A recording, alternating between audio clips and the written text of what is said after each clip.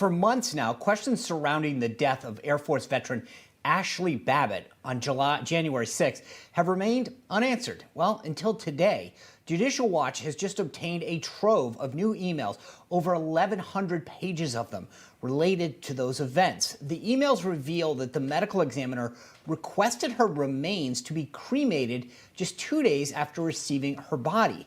The emails also reveal that her fingerprints were sent to an undeliverable email address that resulted in an error message written in Chinese characters, raising even more questions about the handling of this case. Here to break down these shocking findings is the president of Judicial Watch, Tom Fitton. Tom, good to see you back here. Thanks for having me on again, Sean. Appreciate it. Okay, I'm way out of my league on this. Why would the medical examiner's office request a cremation of her body, particularly so soon, especially since the case was still pending? Is that odd? It struck me as odd. Maybe the family requested it and they accommodated the family's request on their behalf. I don't know. But this was an active investigation. They hadn't determined the cause or manner of death. Applying for the cremation doesn't necessarily mean the cremation took place. But, why is this a mystery to me is a mystery to me. Because this is a major issue. What happened on January 6th, we're told, is the most important event in the history of man. And this woman was killed at the Capitol. And it's only now we're first getting documents about the investigation of her death. We still don't know who shot her. This basic information about the investigation, you would have thought would have been released in a more timely way. What else is interesting here is they seem to have determined the cause and manner of her death in early January, I think January 13th or 14th. Right. Toxicology report, the preliminary results of that were received, I think, in February. So even given them until February, it wasn't until April did they finally give us basic information determining it was a homicide publicly and the cause and manner of death. And you have to wonder why the delay. And of course, Officer Sicknick was delayed even further, the results. And frankly, we only got that after we sued, the public disclosure of his manner of death, which was not a homicide, but natural causes.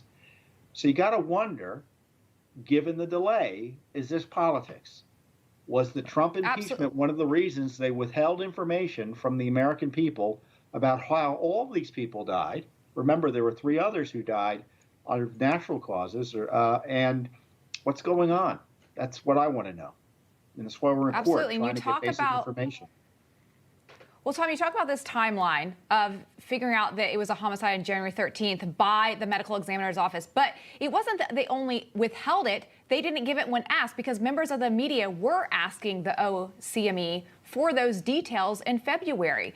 So this is a long delay for them having the answer, not giving the answer, and withholding that information from the media, ultimately from the American people. Yeah, the documents show they were communicating with the mayor's office, so you had a politician involved. Why was the mayor's office involved in a criminal, potentially murder investigation, depending on what the conclusions were? What's going on? But also, I don't get why you brought this up a moment ago, Tom.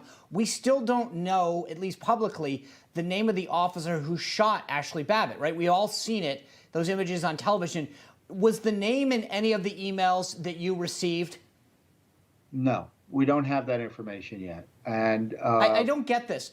Derek Chauvin's name wasn't protected when he killed George Floyd. No. And, the left seems to say, well, Ashli Babbit was doing something seemingly illegal, so too bad. Well, that's not the way the rule of law is supposed to work. I want the investigative report about how that shooting took place, whether it was justified or not. I want the name of the officer. It's something that would be required from any other major police department, frankly, also the FBI.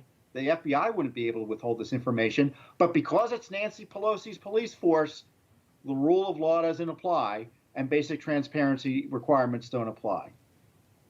Unbelievable. I want to bring up something else, Tom, that Sean mentioned in the beginning, that there were fingerprints from Ashli Babbit that were requested to be sent to some email, but that email was undelivered. and there was an error email received with Chinese characters in it. Does this mean anything to you? Was that odd at all? I mean, I'll defer to the computer experts to suggest to me that they misdelivered an email to China. And how else would you want to interpret that? Can I ask a question? When you got this, were you surprised? I mean, I know you guys do this all the time. You go for it. Were you surprised you got the emails? They did give us the documents. Look, we sued the D.C. government. Thankfully, we didn't have to sue the federal government for this. We usually get a quicker answer when you sue a locality. But the District of Columbia Police presumably investigated this death. So we're interested to know what else is out there and hopefully get additional information in addition to this. Again, this is something Nancy Pelosi and Senator Schumer can release immediately, which is any report done by the Capitol Hill Police Department of Ashli Babbitt's death, and including the name of the officer involved in the shooting. Instead, now Judicial Watch has gone to the District of Columbia government, who obviously interacted with the police here, the Capitol Hill Police, to try to get this information in directly.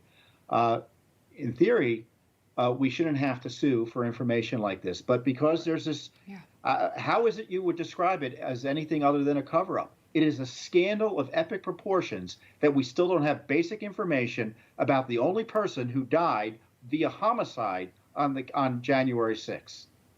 Yeah, it's unbelievable. Tom Fitton, thank you for what you are doing at Judicial Watch to hold people's feet to the fire. I know you have other FOIAs in right now, so we'll have to check back in with you. Thanks for your time tonight. You're welcome. Thank you. Hey, I'm Rob Finnerty. Thanks for watching. If you enjoyed this video, please join the conversation in the comments below. Don't forget to subscribe, too. Hit the bell icon to be alerted to breaking news. And remember, there's a whole lot more on Newsmax TV, America's fastest growing cable news network. Newsmax TV, where real news for real people.